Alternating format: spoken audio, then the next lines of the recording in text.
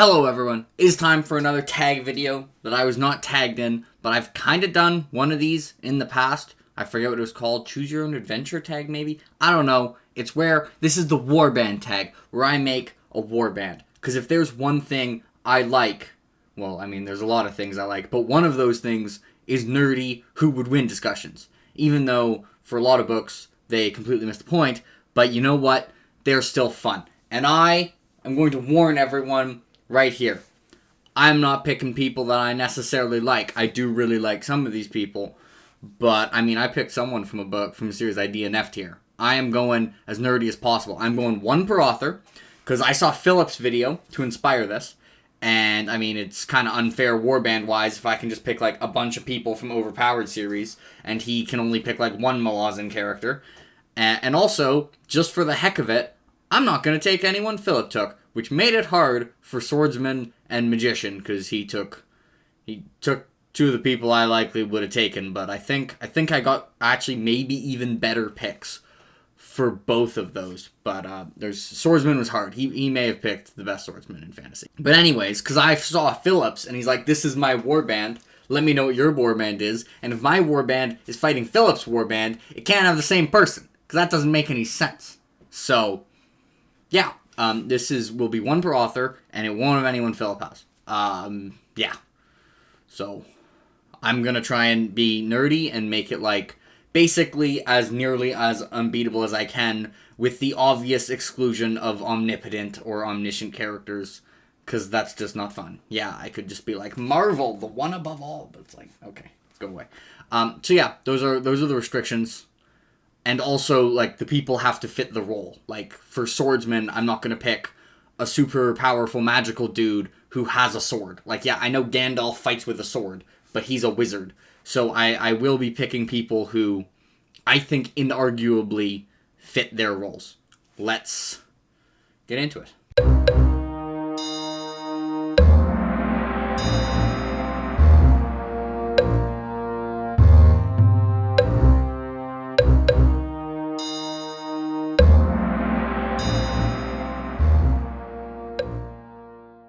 Okay, and the first thing I need to pick is a leader. And I need a few things in this leader. I need someone cunning. I need someone who can inspire loyalty. I need someone who can delegate, as Philip said. I need someone who can lead from the front or from the rear. And I need someone who, if you're going to pick someone to win every time, be it on the field or in scheming for 1,000 years, this is who you decide on. I am picking, for my leader, from the Dresden Files. I'm just picking this cover because it's the most thematically appropriate. I'm picking Mab, the Queen of the Winter Court, coming in at 1,000 years of age and about as magically powerful as the entire White Council combined. Mab is who you pick if you want victory. Mab is ruthless. Mab inspires loyalty somehow. And Mab is incredibly subtle. Mab is able to position people so no matter what they do, it works out for her outcome. So even if things don't go exactly how she wants her to, they still go very well. And Mab is also just a complete badass. Leader is, very important role here. I want someone who is both going to use all their pieces as effectively as possible, and also, if things get desperate, someone who can kick some serious ass. This is who I picked instantly. I didn't have to think about it at all. I think this is the best pick I could possibly do, and yes, it may be cheating, since she's ever so slightly immortal, but whatever, we'll just pretend that, like, if she dies, she stays dead. Because, obviously, it's cheating to have someone who just, like, can't die. But we'll pretend that she's mortal for the day that my warband is fighting anyone else who does this tag, or Phillips, whatever. But she's my pick for leader, and I'm not going back on that.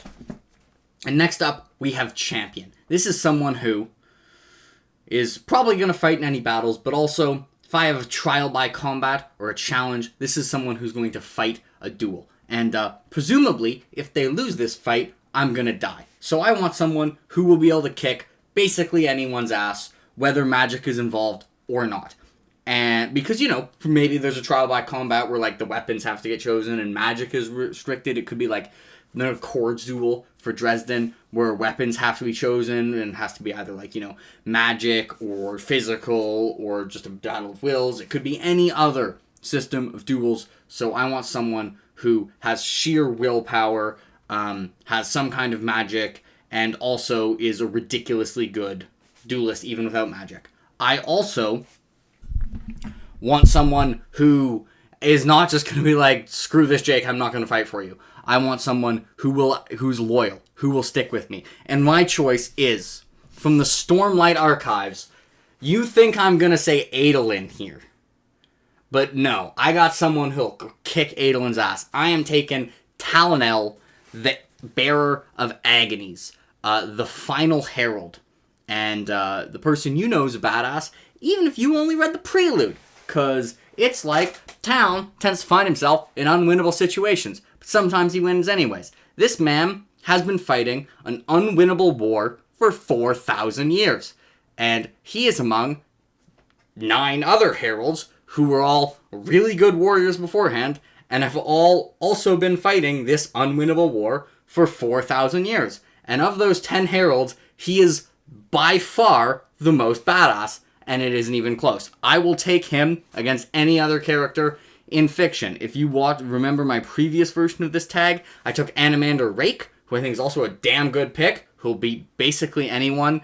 And also, like, if I was thinking for this, like for a trial, if I actually was innocent and I needed a champion for my trial by combat, I think both Talon or Rake actually would, like, fight for me. They wouldn't just be like, screw you. So that's the other reason I picked them. But I'm taking Talon largely because I wanted a Malazan character for something else. But I think both are about as good of a pick you can get. I don't know who I would pick to win that. They're both pretty ridiculous. Anyway, that is it for my champion, who I like his chances against Brand of Tarth. Next, I'm going to take the Councilor, and once again, I have gone for the nerdiest, most overpowered pick possible, and that is from Dune by Frank Herbert, and I'm taking Paul Atreides on the basis that his brain is a supercomputer that can see the future. Yeah, so that's about it. Councilor, we're moving on. Yeah, I don't think there's really I don't think I need to elaborate based on that description. Okay, so next, Magician. And this is where I'm going to go to Malazan, Book of the Fallen. Obviously, there are a lot of, like, insanely powerful magicians I would pick. And, I mean, there's a lot of insanely powerful magicians I could pick in fiction. But I wanted to pick someone who you would actually think of as a magician, not just a character who happened to have magic. Like, technically, Mab is a magician. Mab can do magic. Mab would probably kick the ass of the magician I have, but Mab's gonna basically kick anyone's ass, so that's kind of cheating. I want to pick someone who, like, if you go, oh, what's that person's role? They're a magician by someone in world. And so I'm taking Quick Ben, who is not the most powerful magician in Malazan Book of the Fallen, but if you combine that I want a magician who's also smart and doesn't have to be micromanaged and can apply his knowledge to outsmart people, and actually, like, the value he brings to the Warband, I'll take him over anyone else. Based on the combination of still being, very powerful, but also being tricky. And frankly, just genius. So yeah, we're taking Quick Ben. I'm just holding up Gardens of the Moon because it's book 1. And he's in it.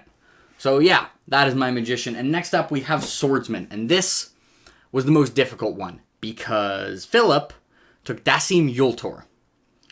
And I thought I'd seen a thing where Erickson said who the best duelists were, and I thought he'd put Yasim Darig, or The Watch, as the best duelist, but I was wrong. He put The Watch as the most badass character in Malazan. But nope, Dasim is the best duelist in Malazan, and you know what? May just be the best duelist in fiction if you don't cheat. But you know me, I'm more than happy to cheat. So I'm taking someone, because I figure, like, it's kind of cheating to take someone magic.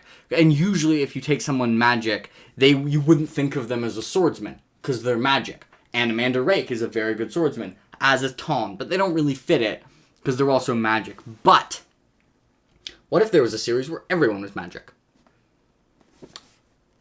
Codex Alera is such a series, so I'm taking Araris Valerian from Codex Alera. Well, I'm going one per author, because I saw Philip's video to inspire this, and I mean, it's kind of unfair Warband-wise if I can just pick like a bunch of people from the Overpowered series, and he can only pick like one Malazan character. Okay, number 5, Swordsman, which I'm re-recording because I originally picked someone from Codex Alera, which was already kind of cheating because they counted as a swordsman because everyone has magic in Codex Alera. But then I realized as I was wrapping up the video, I said one per author, and I already picked Mab as my leader, and I just completely forgotten that. So, frankly, I think this guy might lose to Dacian Mutilor, the guy I'm going to pick. Araris, I would pick to beat Dacian because Araris is cheating. He is metal crafting. Tau, so I'm going to pick Tau from the Rage of Dragons. And Tau, on paper, should be just about the best non-magical swordsman you can possibly get because of an element to his world building that allows him to be better than what should be possible for any human swordsman, just based on... that doesn't require magic, it's just like an element to the world building. But, like, I feel like Malazan characters are just written more OP. So even though, like, logically Dacian should be, like, peak human ability and Tau should be what is theoretically above peak human ability without cheating for the tag, I still feel like Dacian's gonna kick his ass.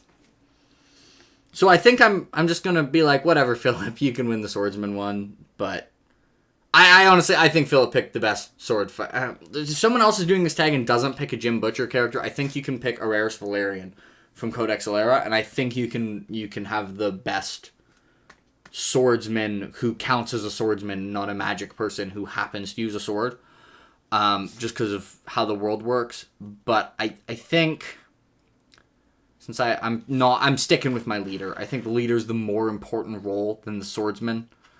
I think I'm gonna stick with this, and Tau will take Tau, even if he loses. I'm not fully convinced he would, because I feel like analytically he should win, but my gut instinct, and also the fact that I haven't read novels of the Malazan Empire, but my gut instinct just says, like, you know what? I feel like Dacian's going to kick his ass.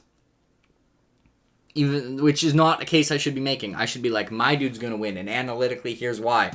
But it's true. Analytically, Tau should win, but I just don't think he will. But whatever. Mab will just beat everyone, probably, so doesn't matter.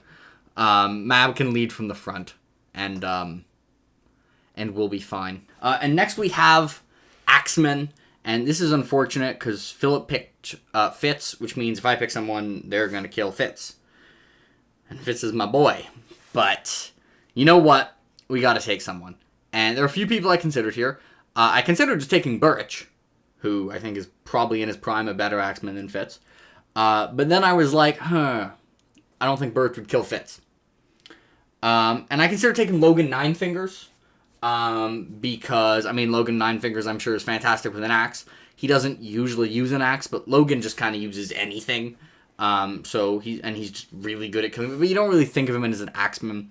So I thought Logan was cheating, and I figured I have to take someone who you think of in their role as an axeman. Someone who's like, you know, you don't think of a magic person who happens to use an axe. You also don't just think as an amazing warrior who can use an axe as well as anything else. And I settled on Gimli, son of Gloin, from The Lord of the Rings by J.R.R. Tolkien, who is said many times in that book to be an unmatched axeman. And unlike in the movies, he beats Legolas at Helm's Deep. In the movies, he cheats to beat Legolas, but in the books, he actually legitimately beats Legolas. So he's a total badass. He's the best axeman I could think of. And unfortunately, I would be cheering for Fitz in that fight. I really like Gimli. I like Fitz more. But I think Gimli will beat any axeman in fiction. Okay, and number 7 is The Archer. And this is where I may get some flack. Especially if Alan or Sarah watches this. Because I'm going to pick a character from a book series that they really like that I DNF'd. And I wanted to pick Legolas, but one per author. And then I couldn't think of a better Axeman than Gimli. And I could think of more archers. And I was like, what's the actual best archer I can think of? And this archer is so powerful that he can shoot straight through full plate armor. Which shouldn't even be a thing, but it is. So that's how powerful of an archer he is. And that is Brasty from the Greatcoat series. Just an incredibly powerful archer who basically never misses. And probably has a 400-pound longbow. And is basically gonna hit everything. So, yeah. That's who I picked. I could have also picked a variety of people from the Wheel of Time. I wasn't going to take Brigitte, because that's who Philip took. But I actually wanted to save Wheel of Time for a later spot on this list.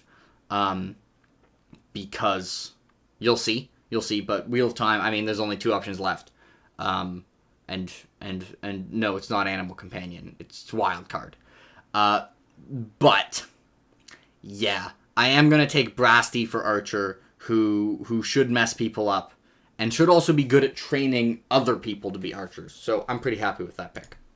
And next off, we have Animal Companion. And it's going to hurt me to not pick Night Eyes, because if you've seen me talk about Animal Companions, you know I believe Night Eyes to be the best animal companion in fiction. And I don't think it's that close. I think Night Eyes is the animal companion who you could legitimately make a case for being one of the best characters in fiction.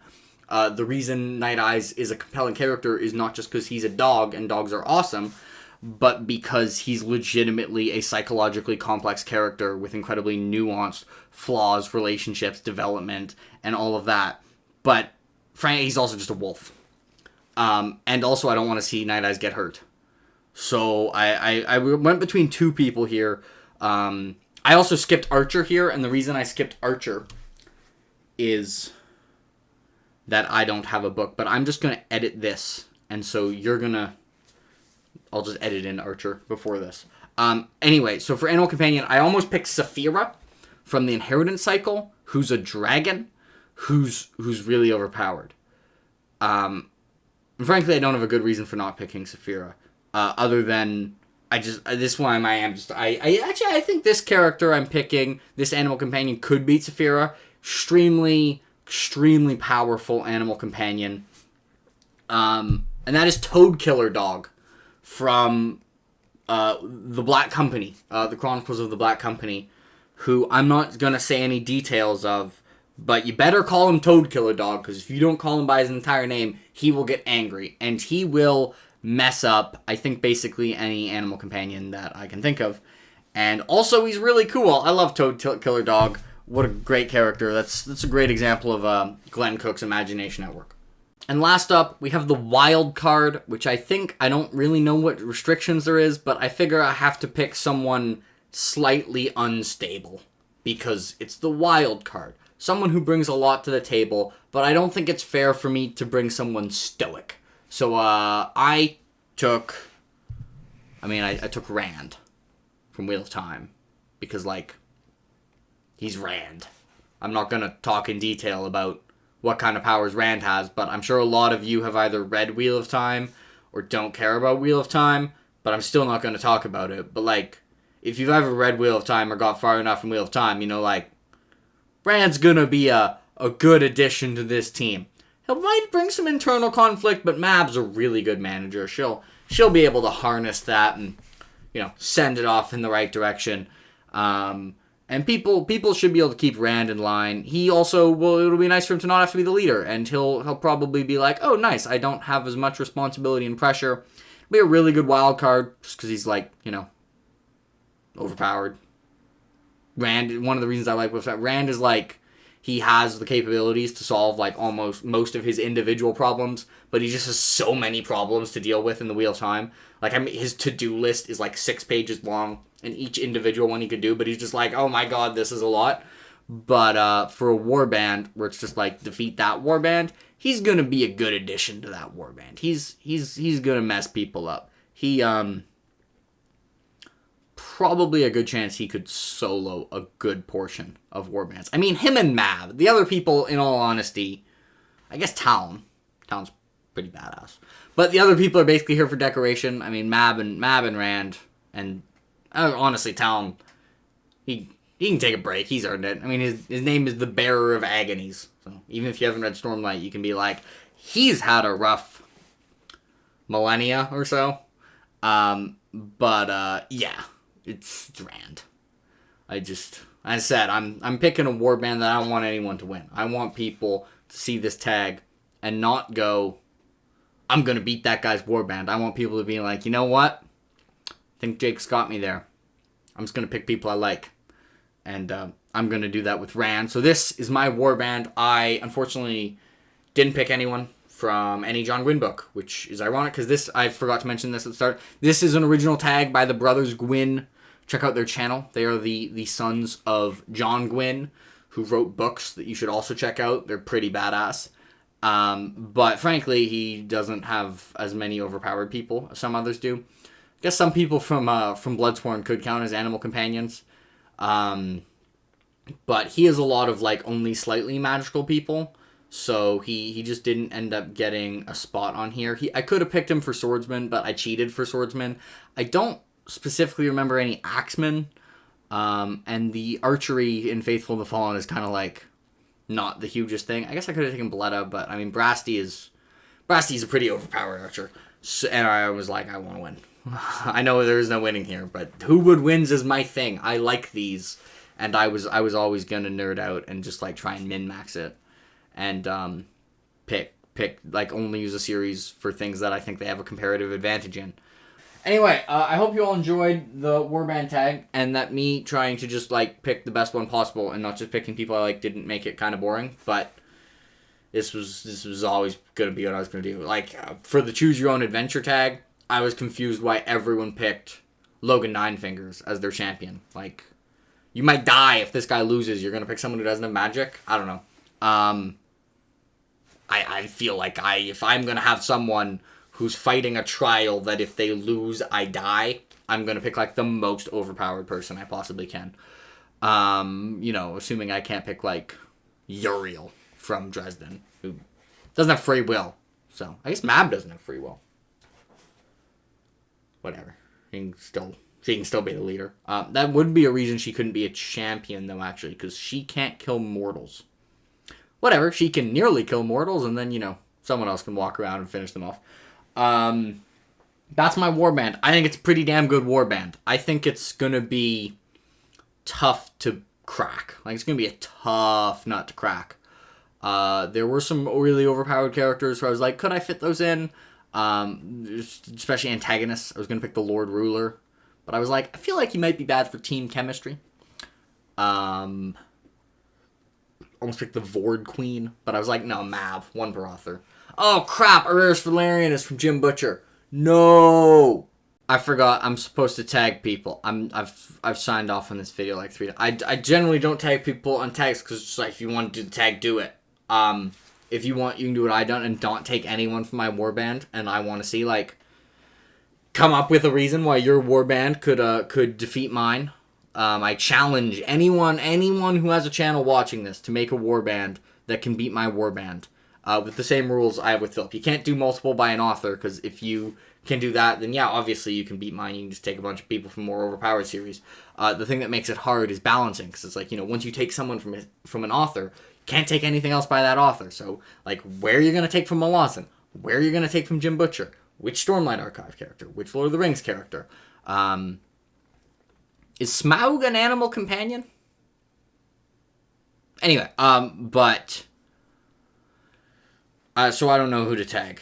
But yeah, if you, I want to see as many people as possible.